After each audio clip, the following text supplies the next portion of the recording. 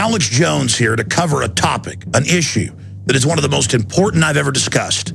This information is very closely held by governments and elite corporations. They do not want you understanding this. Now, many of you that are already aware of this, it'll seem simple, but large swaths of the global population have no idea the real geopolitical paradigm that we're living in today. Today, we will look at the real forces, the real players in the battle for 21st century global hegemony. I'm going to break down who really rules the world, how they control the planet, and how they are trying to usher in a world war that is really pointed at the general population. To begin my illustration, I have 3 different board games here. Chess, the classic game of Risk, as well as Monopoly. And we're going to look at these systems of stylized warfare. And between these 3 systems, we find the truth of the system that we're living under. How do we know that system? Well, books written by people like Carol Quigley at Georgetown, Bill Clinton's mentor. They think we're stupid, and so we have their own documents. To begin with, I'm going to use a Lego chess set as an illustration to break down primitive forms of government, warfare, and domination. If you look at this set, you notice there are 2 sides. There is the red and there is the green, or there is the black, there is the white. From the beginnings of civilization more than 6,000 years ago until about 1700, this was the model of warfare between nations. There were occasional alliances, but by and large, warfare and politics was carried out in a very 2-dimensional way, like a chess set. You have the ruling class, the royalty, the priest class, the military elite, the generals, and in front of them you have basically their conscripts, or the lower class fighters, who can also represent just the general population.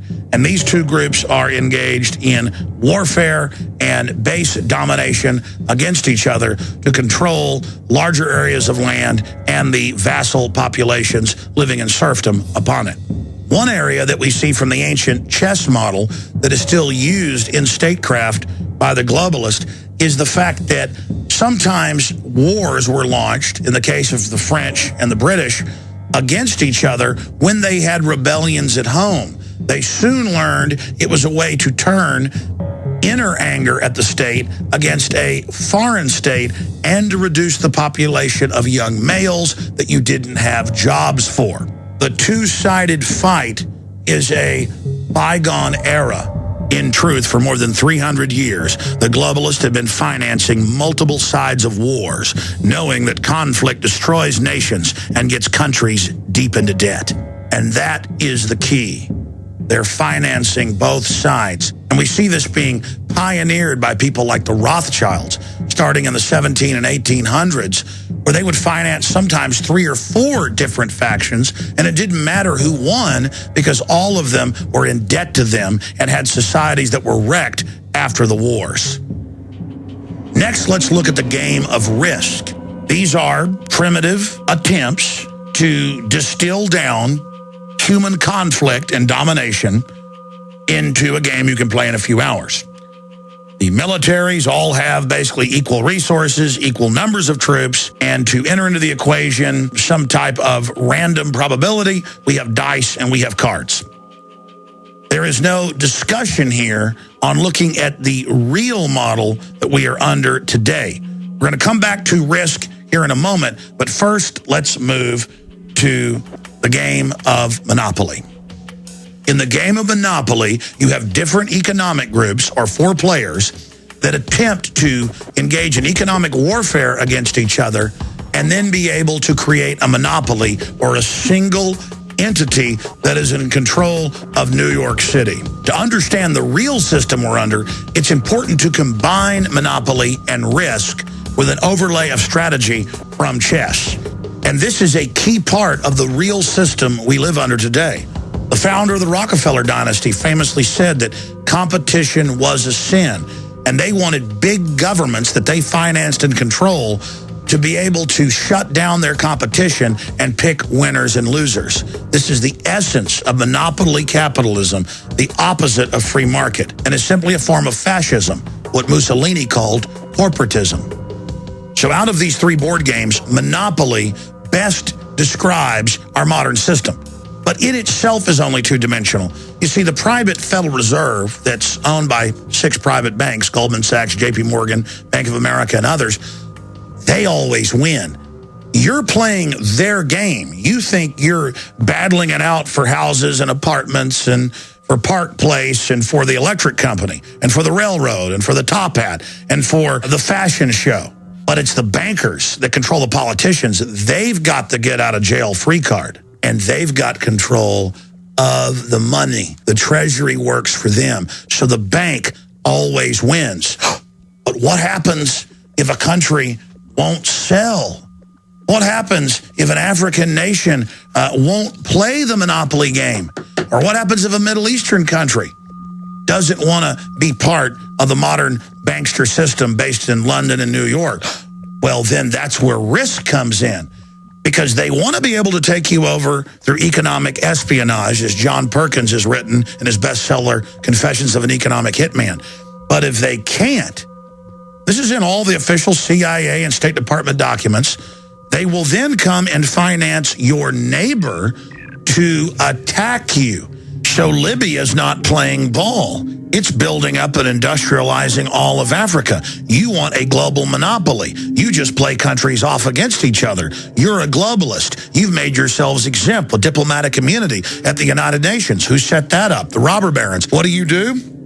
You just have Al-Qaeda come out of Egypt into Libya, ethnically cleanse, blow up most of the infrastructure, knock out Gaddafi, and now they have to come to you and borrow money out of your bank to rebuild, and you own and control everything. And guess what? If you want to get that welfare check, well, you got to take the vaccines, which, by the way, sterilize you. So they're using the strategy of chess, but they're employing it through a monopolistic system where they have a monopoly on the issuance of currency and credit, and they also have the biggest militaries on earth from the United States and Europe, controlled and dominated 100% by them. They've announced that we're totally their slaves, and they have such disdain for us, they use our supposed enemy Al-Qaeda against the Russians, against the Serbs, and now against other Middle Eastern nations, while simultaneously telling us we need military-style occupation within our countries by the TSA and the military to keep us safe from Al-Qaeda, who they sponsored and created. And remember, the banksters are openly crowing and bragging that they have conquered you through monopoly capitalism. The question is, do we all work for central bankers? That's what I want to address to our guest tonight. Is this global governance at last? Is it one world, the central bankers in charge? Aren't we all just living and dying for what the central banks do? To answer your question, we are absolutely slaves to central banks. And they weren't able to do this because they had better products. They were able to do it because they created, through fractional reserve banking here in the U.S.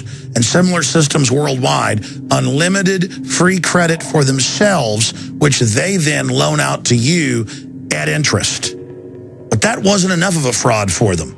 In the last 20 years, they've deployed derivatives, completely made up counterfeit instruments to the tune of more than 1.5 quadrillion. That's 1,500 trillion. With that counterfeit money, they were able to buy up all of their competition, pay off the governments, and dominate defense industries as well as media to carry out their propaganda. And herein lies the big secret that they don't want you to know. The big secret hiding in plain view. We think about nations and continents and cultures. But in truth, the globalists, the bankers who have unlimited money, they're waging war against anyone else that has any assets because they want everyone to be impoverished, so you have to go to them and so that you have to follow all of their orders so they can control human development and society. In the past, they would brag about their real political system in fictional accounts, in movies like Network. Let's analyze a clip of that. There is no America. There is no democracy. There is only IBM and ITT and AT&T and DuPont, Dow, Union Carbide, and Exxon. One vast and ecumenical holding company for whom all men will work to serve a common profit, in which all men will hold a share of stock. Oh, there are no more peoples. There are no more nations, Mr. Beale. Each one of us has one piece of stock in the global system, one ecumenical giant global government.